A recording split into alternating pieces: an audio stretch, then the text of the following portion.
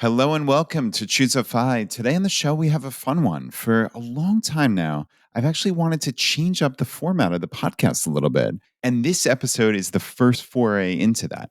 You hopefully can expect actually more episodes in the future. So, not just the one a week. And many of them will be much more timely. So, I'm just sitting down to record, and we basically publish this thing more or less right away, where we have a whole host of things, right? It could be a specific update episode on something I've talked about in the past, or just one particular segment with someone talking about, I don't know, e-bikes or a Phi projection software, or maybe another episode on follow-up questions to an episode we did, like with Social Security, or an episode with Sean Mullaney about taking your money out before 59 and a half. So I think this is really going to add to the Choose a Fight podcast significantly.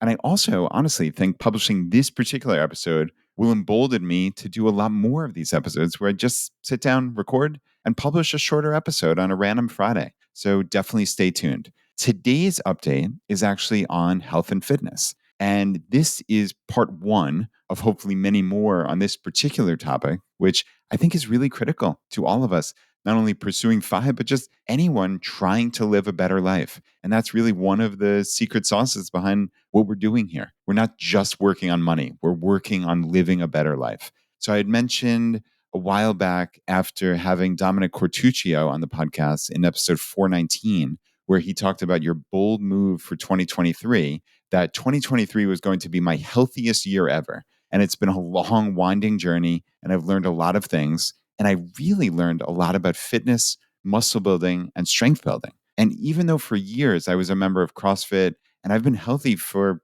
probably the better part of a decade now and quite fit, this has, I think, unquestionably been my fittest year ever. And I actually have my friend and personal trainer, Dean Turner, here to join me to talk about what we've done together, building strength and muscle. And we'll maybe dive into some aspects of health and nutrition outside of that, but that certainly will be in parts 2 and beyond. So I think you're going to enjoy this. And with that, welcome to Choose Fi.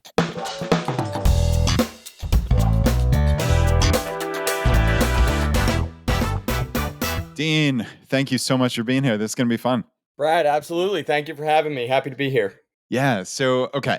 Like I set up on the front side, I talked about my bold move being my healthiest year ever. And that is a large undertaking, to put it mildly. And it could have went any which way. And I think I thought I would kind of dabble. And in fairness, I did dabble a little bit. I think you can probably dig up dozens of Twitter DMs from me about, Dean, I'm going to my DNS doctor today, or I have this myofascial release thing going, or whatever it is. Just, I'm kind of making it up now, but I have been dabbling. But what's been the ever present for 2023 and now into 2024 is you and the training regimen that you've had me on. And I actually found you on Twitter. So I was just randomly, like I normally do, kind of just lurking on Twitter. I don't post too often, probably, unfortunately, but I was lurking. You used to. Yeah, there was a time. I need to get back into it. I think my lurking days are just it's too much fun. But I found you, and I found a couple of other guys who, obviously, there are lots of fitness people on Twitter, and you can kind of go down rabbit holes. But I found this group of guys who were talking about muscle building and strength building in a really different way. And there was something about it that just intrigued me. It seemed like, and I don't mean it exactly this way, but it almost seemed like the 80-20 analysis of muscle and strength building. And that's not to say it's suboptimal, because I think you would probably argue, and I would argue, it's the most optimal way to build muscle. But I viewed it as that from a quick glance as, oh, wow, you mean most people are going to the gym and just killing themselves. They're working nonstop for 90 minutes, never taking a second. Whereas what your gym experience is basically a long walk punctuated by maybe 15 minutes of exercise. Pretty much. And right. And like that just intrigued me. And if anybody goes to your Twitter, which is at Dean T Training, and of course we'll have that in the show notes, they can see that your muscle building is going just okay. So you obviously have been doing pretty well for yourself. And Yeah, this just intrigued me. So I'm going to throw it to you. Just give me a high level overview, give the audience a high level overview of what we're doing together. So I feel like the one thing that we've done really, really well is consistency, right? Consistency and adherence are probably at the top of like the food chain in terms of things that you need to get right. Another thing that we're getting really right is kind of the style of training in accordance with your goal. So your goal is obviously to build muscle, be fit in a general sense. And I feel like we've really kind of honed in on that from a training style perspective. We take the rest between sets, right? Our exercise selection is really high quality. We take sets to the appropriate relative intensity, which is usually close in proximity to failure.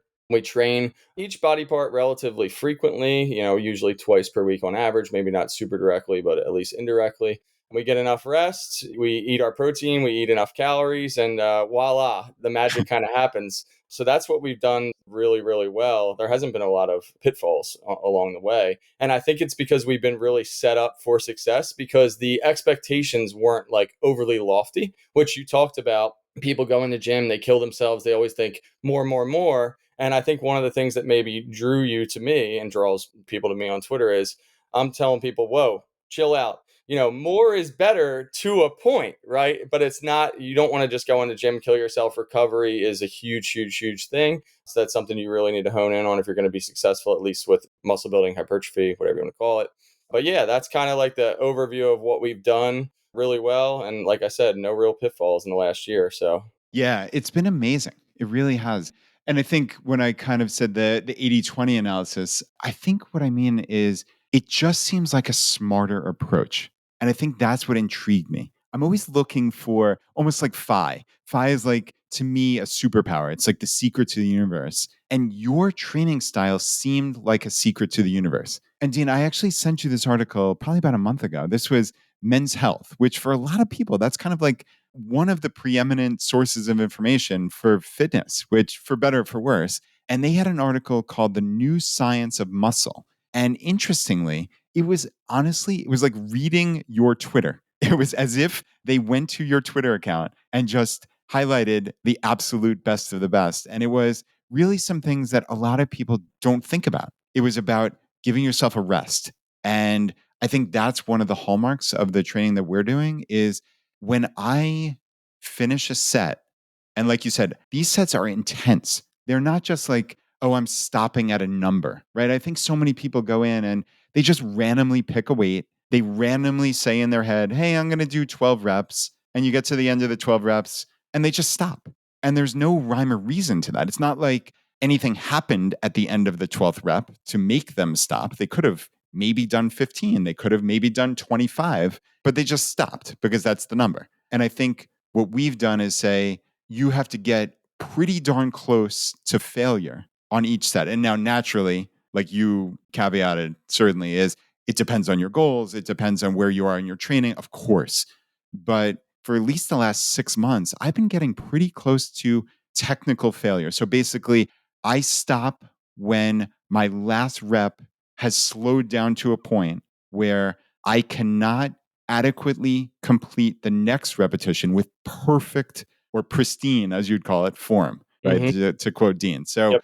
that last rep, I mean, it's very obvious, Dean, when I stop my set, I'm at the end. I'm basically at, as we call it, 0 reps in reserve. Mm-hmm. And then you have to rest. I mean, there's no world where you can come back and do another set 30 seconds later. It's impossible. So I literally turn my clock on my phone, set a timer to count up.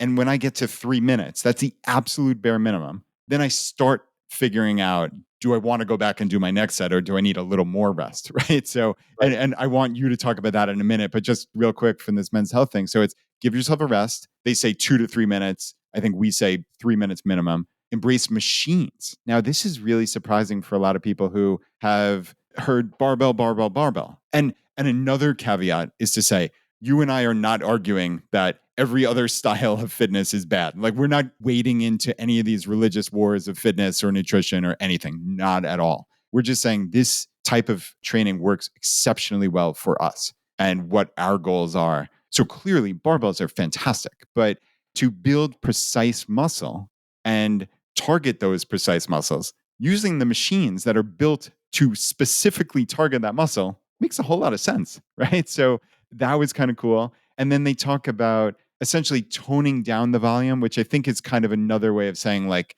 you need to be really judicious with what you're doing. It's not just going in there and just working like a madman for an hour, hour and a half and stopping. And because you got sweaty, you think you did something positive for yourself. So it was really cool to see that Men's Health article. I think that probably opened a lot of eyes. And yeah, I want to throw it over to you to talk about some of those things. So the rest, the machines, I guess those two things specifically, because those are kind of counter to what a lot of people think and believe. Yeah, absolutely. I mean, with the Men's Health article you sent me, it's definitely interesting that that stuff is kind of finally hitting the mainstream now. And I think it's because the mainstream's playing a little bit of catch up. People get rooted in, get trapped in dogma, right? This is an exercise based field, okay? It's one flawed theory after another. So basically, you have researchers, you'll have bros in the gym, you'll have fitness coaches like myself, and they'll have certain hypotheses about what builds muscle or what builds strength or whatever, right? And then they'll go in the gym or the lab or whatever, and they'll test that. And then over and over and over again, they kind of find out what actually works, what actually doesn't work. And then it takes a little bit of time when one of those theories gets debunked for it actually to get into the mainstream. So it was thought for a long time that shorter rest periods were more advantageous for hypertrophy, for example, as you kind of touched on. But the researchers really thought that was due to metabolic stress. So they basically thought that metabolite summation, which is basically like that burning sensation you get when you're training, and kind of the pump that it's usually accompanied by, that was a direct influence, that had a direct influence on muscle growth. But really, over time, they kind of found out, hey, that's not actually the case. It's correlative. So it's correlation versus causation, classic, but it doesn't actually cause muscle growth directly. So it's come out in the research, it's become more and more evident over time that the primary driver of hypertrophy is mechanical tension. It's really the only known driver in all of the literature at this point. Everything else, again, is just at best loosely correlative. So all our focus, with the goal being hypertrophy, the primary goal being hypertrophy, is centered around how can we evoke sufficient mechanical tension in the target musculature. And that's where it comes to machines and where it comes to rest times and all that stuff. So with the machines, the way that I always kind of tell people this compared to barbells for hypertrophy, and again, like you said, like the caveat you said, we're not waging a religious war here against the barbell zealots, whatever.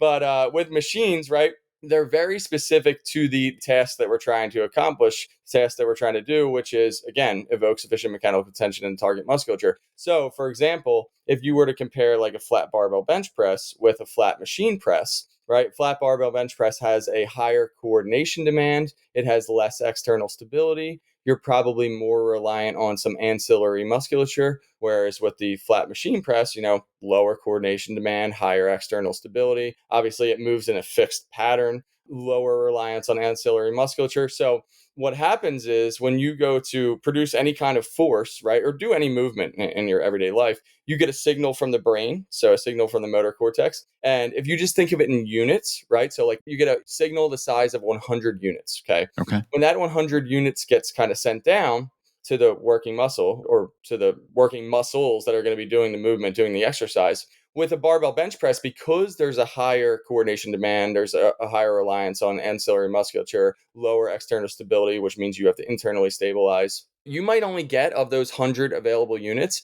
70 of them might go to the target musculature. Whereas with the flat machine press, because of the lower reliance on ancillary musculature, the lower coordination demand, the higher external stability that's present, you might get 90 or 95 of those units, right? So Hmm. you're going to evoke more mechanical tension, right? You're going to get a sufficient mechanical tension stimulus in the target musculature in a more efficient and effective manner. And all in all, it's just going to go better for the goal. It's more in line with the goal. And then when you talk about the rest times, right? If you don't allow for appropriate time between sets, so it's funny, you mentioned there's no universe where you could do a set and then do another one 30 seconds later. Zero. Well, Brad, there is a universe where you could do that, but the next set wouldn't be very productive, right? Right, right. I do one rep. Yeah, exactly. The reason it wouldn't be very productive is because you have two forms of fatigue. You have peripheral fatigue and central nervous system fatigue. And this is very consistent in the literature when you kind of split up the studies that show 90 seconds rest or less, and then the 2 minutes or more studies. Basically, there's something that happens at about the 90 to 120-second ish mark where, so like I talked about with the metabolites earlier, there's a lot of metabolite clearing. So that kind of burning sensation, the pump that you get from an initial set, it kind of dies down a little bit. And the only real lasting fatigue after that, at least in the near term, is central nervous system fatigue. And that will kind of start to wane as the minutes go on. So once the CNS fatigue dissipates and once the metabolites clear and some of that peripheral fatigue goes by the wayside, you're kind of ready to do the next set again. And it will be as efficient and as effective as it can be, given that some fatigue is still present, though you've allowed it to dissipate to the necessary extent. It's important to note, piggybacking here, basically the first set you do is the most productive set you're going to do for the day, because after that fatigue sets in and each set after is just marginally less productive, and then you get to the point where there's probably so much fatigue accrued that any further sets that you do aren't really going to do a whole bunch other than add more fatigue that's going to take you longer to recover before the next session. So that's where the kind of the total volume, we need to limit that in a way, because when you go to build a great physique or even go to enhance your strength, nobody builds a great physique in one session, right? Nobody gets stronger in one session. You get stronger when you do successive, really solid training sessions, many in a row for weeks, months, years, decades. That's how you get a lot bigger. That's how you get a lot stronger. So with one session, we just want to do enough to evoke, if our goal is hypertrophy, evoke sufficient mechanical tension. And then it's like, get out before we induce too much muscle damage, too much fatigue. That's going to take time to clear out before we can put together another productive training about 2 or 3 days or 4 days later or whatever. So that's kind of the general gist of what we do. I know I got a little bit technical there. Hopefully I didn't lose your audience.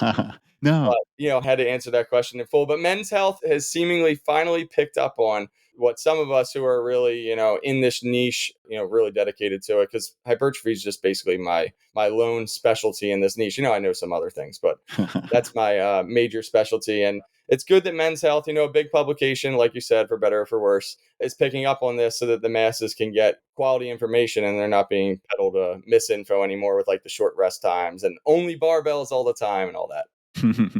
Yeah, I love it. And so, right, hypertrophy for people who aren't in the know, that's essentially muscle building, muscle Mhm. growth. So Yep. that's just a very fancy way of saying that. Nothing more, nothing less. One other thing that we do is basically I'm working out 4 times a week. So I'm doing basically 2 upper body days and 2 lower body days. And I'm more or less taking a minimum of 2 full calendar days of rest between my upper body days and then between my lower body days. The way that it works out, I think it's 2 days rest and 3 days or something like that. But You'll have like 71 hours on one side and 94, 95 hours on the other side ish, assuming you work out at the same time, which isn't always the case, but basically 3 days, like of 24 hours time, and then 96 on the other between yeah, uppers and lowers and lowers. exactly. And I mean, there's never been a time where I've been sore or can't go or I'm just so like beat down. I mean, that's obviously there are times in a year where I'm a little bit sick or something like, I mean, obviously I'm a human being, things happen, but it's never been like this has just crushed me. Even though, I mean, Dean, one of the cool things, and that's why we're doing this update, is like, I mean, the amount of growth that I've seen both in terms of strength, just pure strength, and just visually at least, my muscle growth has been crazy. Like when I went to, it was funny when I went to FinCon, I saw my buddy Nathan Barry, who's the founder of ConvertKit, and he looked at me. He's like, "Have you always looked like this?" And I'm like, "Wow, that's a pretty awesome compliment." So, listen, obviously, I think most people, if they're honest with themselves in their heart of hearts, why a lot of people, most of us are doing at least some aspect of why we're exercising is we want to look good. We want to feel good about ourselves. And like, I don't think enough people are honest about that. I really don't. Right? I think it's because it's exceptionally difficult to outclass a lot of people to be in that top 10, top 5, top 1%. And I feel like the moment that people struggle to attain that for like an extended period of time, if it's, they're trying for it for 6 months or a year or 18 months and they just can't seem to get there, they're more likely to just like shift their mindset and be like, oh, I'm actually not working out for that. I'm only working out for like general health. And it's like, come on, like even athletes that like their number one job is just to perform, right? Yeah. That's their goal. Patrick Mahomes, he goes out on the football field, doesn't really, actually it's funny. There was a picture of him surfacing on the internet recently in the locker room shirtless, and people were like, he is a dad bod. He's the best quarterback in the world. And it's like, yeah, well, performance and aesthetics don't always go hand in hand. But point being, even athletes, right? Their number one goal is just performance. When Mahomes goes out, he wants to perform. When LeBron James goes out, he wants to perform. When Mike Trout goes out, he wants to perform. Even they still probably want to look good, right? And somewhat in their training, they're like, yo, like I'm doing all this hard work. Like I want to be looking better than most of the people around me. You know what I mean? I want it to look like I work out. I think everybody pretty much wants that in a way. For some people like myself, that's pretty much one of the only reasons I train. Like obviously I want to, longevity matters to me and all that too. And that's something I've put more of a priority, more of an emphasis on recently. But above all, like, hey, look, I work out and I bust my tail to look good, right? And that's a Yeah. very important thing. And I think for most people, if they're being honest, they indeed are working out. If not primarily for that reason, it's a good percent of the reason. Yeah. And there's nothing wrong with that. I think just one of the hallmarks of a clear thinker is just like being honest with yourself. And Dean, honestly, like I think it feels a little like skeezy, or I don't know, like for lack of a better phrase, it feels weird to say that, but it shouldn't. Like, I mean, listen, we all want to be healthy. It's perfectly fine. And I think another aspect of health is, I mean, let's be clear, like I'm not like a young guy anymore. Like I'm 44 years old. I'm gonna be 45 in a couple months, which is still hard for me to believe. I mean, we started this thing like, and when I started Choose to Buy, it wasn't that far in the distance. I was like 35, and like obviously years go by, but I think there's like a very natural, there's something called sarcopenia, right? Which is essentially age related muscle loss. And it's just like a verifiable fact of life that unless you're doing things to reverse this or halt it at the minimum, though I think reversing and halting go hand in hand, you're going to lose X percent of your muscle every single year after a certain year. And Dean, you can fill in the blanks. I think it's something like 35. It's pretty young, right?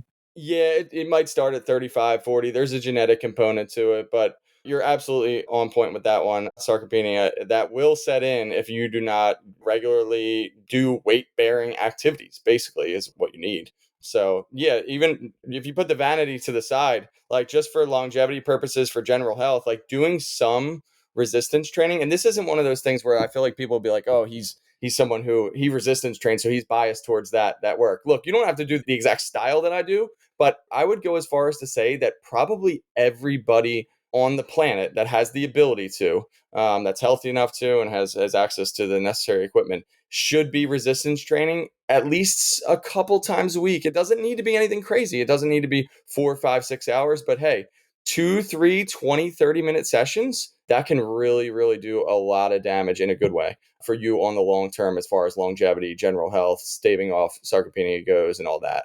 It's really Yeah. important.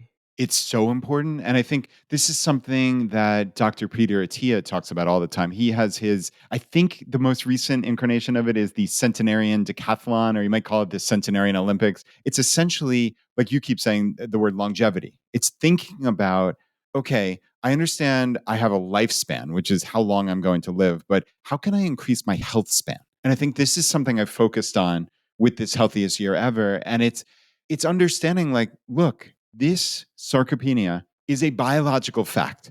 All right. And I don't want to be 70 years old and not be able to lift a carry on bag into the overhead compartment. Right. Because what Yep. percentage of 70-year-olds can't put a bag in the overhead compartment? It's got to be significant. Plenty. Yeah, there's plenty. I don't know the percentage, but there's plenty. And it extends even further than that. A lot of older people, when they get to 70, 75, 80, they experience bad falls kind of regularly.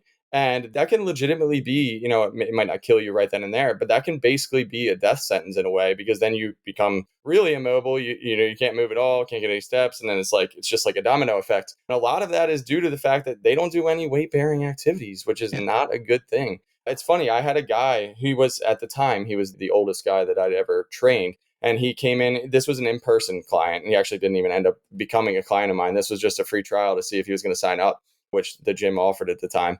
And I happened to be the guy slated for him. So the 75-year-old comes in, and, I had him do box squats. I don't even think I handed him, I think it was like an 18-inch box, maybe a 20-inch box. So he wasn't squatting down very far. And I kind of tested his capabilities before I even had him do like one with his body weight. I don't even think I handed him any weight. And I think he did like maybe 2 or 3 sets of like 10 or 12, just basically body weight air squats down, tap a box, come back up. And I saw him like a week or two later, and he didn't end up signing up. He just became like a member of the gym. Yeah. And he said that he had a doctor's appointment right after our session, just like coincidentally, it was just like a checkup with his doctor. And he went in there, and it was like a day or two after, and he was real sore. And the doctor was like, "Oh, well, why are you so sore?" Because he was complaining about it. And he said, "Oh, I did squats, with a trainer the other day. I was thinking about signing up, yada yada." And the doctor said, "No, no, no more of that. I don't want you squatting anymore." And he comes in and Oh, tells me this, and I'm like, "Do you understand that if you don't do the squatting, right, you are going to be in far more trouble than if you do." Right. And it's not like the doctor said, "Oh, don't load him with a barbell or anything like that," which there might be a case for. I didn't load him with a barbell. This is like body weight air squats. right. That's like sitting in a chair, essentially, a Exactly. low chair. Sitting in a chair, right? If you do not have the capability to sit in a chair and get up without pressing with your arms and everything like that, like Yeah. you may be in trouble. If you're a 70-year-old person and you can't do that, you very well may be in trouble. You may be at risk of falling, which again can result in a domino effect. Your health can really go down the tubes after that. And that's not a hyperbole, Dean. I mean, I think I've heard on Atia's podcast or the Huberman Lab that it's something on the order. And this sounds ridiculous when you hear it, but it's true. It's like if you're 65 or older, which is not that old in the scheme of things, and you break your hip, if you fall and break your hip, you have a 1 year mortality rate of somewhere north of 30%. Which doesn't sound that high, but it is high. That's crazy. 30% of people who break their hip die within 12 months from just like an innocuous fall. Right. So the call to action here for the FI community, for us listening, is listen, this is happening to you, whether you like it or not. And obviously, we all have the type of exercise that we love. I know we have a lot of runners in the community. Nobody's questioning running. I think most of the running community has really come over now to understanding the importance of weightlifting and Yes. strength training. Like this is not 1986 anymore. Like we've figured out this is critical. It is the most critical thing because all those things you love to do, you cannot do them unless you train at them. So think about it like a Tia and think about it like a centenarian decathlon. What do I want to be able to do when I'm 100? When my great grandchild runs at me, I want to be able to kind of squat down and pick them up. But Dean, that's like, what does that look like? That's basically a kettlebell squat, a hmm goblet squat, right? So, like, while that's not in the training we do necessarily, there's obviously a lot of crossover. But even for somebody holding a kettlebell in front of them and squatting down, think about all that has to happen. You have to brace. You have to brace your midsection. You have to be able to squat with that weight. You have to be able to stand up with that weight. hmm You have to maybe, and I'm not saying to do this because some people can get their shoulders out of whack, but like lift that overhead. Like, what if you want to play a game where you lift your great grandchild overhead? Like, you've got to be able to lift a 30-pound kettlebell. And if you can't do that at 30 or 40 or 50, there's no world where you can do that at 70 or 80. You've got to be able to do it at 50 or 60 pounds now. Because again, it's biological fact that you are going to deteriorate. So it's just like, you got to build these things. And what do you want your life to look like? And you've got to start now. I mean, Dean, what you kind of alluded to before, and another thing that jumped out to me is like, you're a value investor, you're an index fund investor, you follow Warren Buffett and Charlie Munger, like you're one of us. And what one of us means in my mind is long term thinking. hmm Like you said, nothing's happening from one workout, nothing's happening from saving money on one paycheck. It's 5, 10, 20 years of putting in the inputs, right? Like that's what this journey is. Yeah, absolutely. I mean, to touch on the financial aspect of things, right? You don't want to be the guy who's, 55, 57, 60 years old and you're like, "Oh, I've never saved a dime for retirement." Likewise, you don't want to be the guy or girl who is, 55, 60, 65 years old. "Oh, I don't exercise. I'm going to have to start now and my body's already kind of broken down." You just don't want to be that person. So if you're 20, 25, 30, 35, it's not too late to start. And not even saying that it's too late to start at 55 or 60 or whatever. It's never too late to start.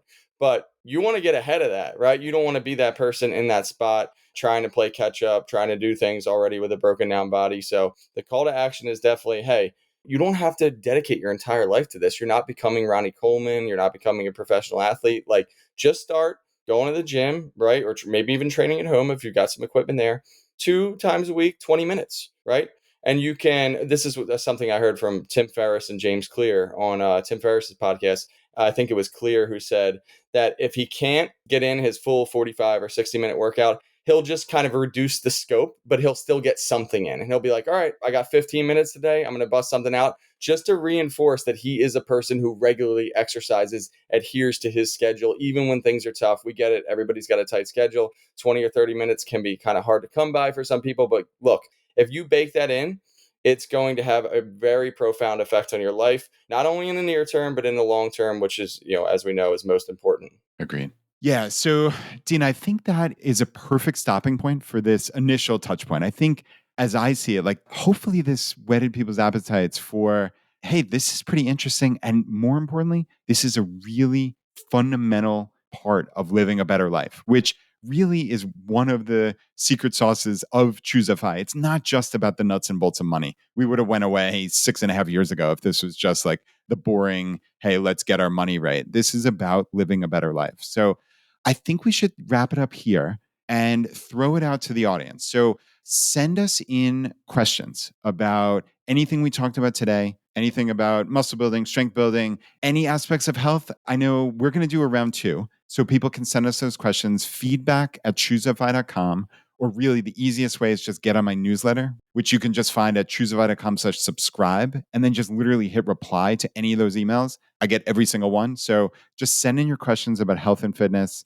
and I'm going to curate all of them. And Dean and I will do a round two because also, frankly, Dean, like there's a bunch of stuff that I want to talk about health, like things that I've tried in this healthiest year ever about cutting down on alcohol to almost zero. I've cut out gluten. I've tracked my sleep religiously. A lot of things like adding a lot more protein, again, for muscle building, like some of these things that Andrew Huberman talks about with getting morning and evening sunlight. I've been doing blood tests. I actually just went for a VO2 max test. So I know you and I are going to build some more cardio in for me. So there's really a lot here. And like I said, this is a fundamental aspect of living a holistic life. So thank you so much for being here. I mentioned that Twitter is basically where you're most prolific. So we'll Yeah. have it all in the show notes, but it's at Dean T Training. So it's two T's in there, Dean T Training. And then you also have a website, which is deanturnertraining.com, where you have some free programming on here. There's some